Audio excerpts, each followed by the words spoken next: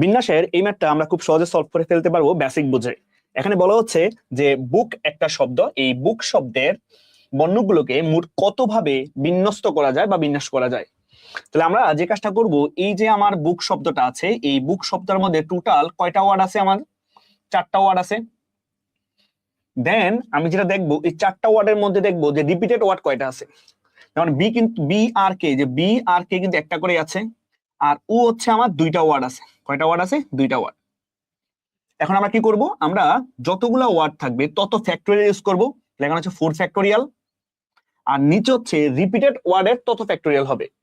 যেমন 2টা ওয়ার্ড আছে রিপিটেড, আর 1 তো লেখা লাগে না, 1 ফ্যাক্টরিয়াল মানে 1, তাহলে আমরা রিপিটেড একের বেশি হলে অত লিখে দিব। যেমন 2 ফ্যাক্টরিয়াল, 2টা ওয়ার্ড আছে 2 ফ্যাক্টরিয়াল। আমরা ক্যালকুলেশন করি, তো ফ্যাক্টরিয়াল মানে কি, 4 ফ্যাক্টরিয়াল মানে কি, যে আমি 1 থেকে শুরু করে 4 পর্যন্ত গুণ করব।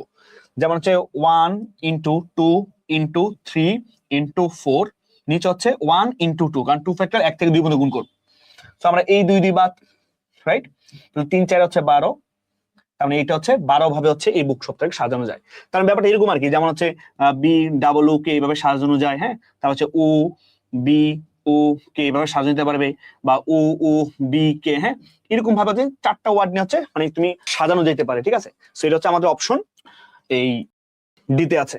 সো আশা করি ভিডিওটি ভালো লেগেছে। যদি ভিডিও ভালো লেগে থাকে পেজটিকে ফলো দিয়ে পাশে থাকবেন। ধন্যবাদ সবাইকে।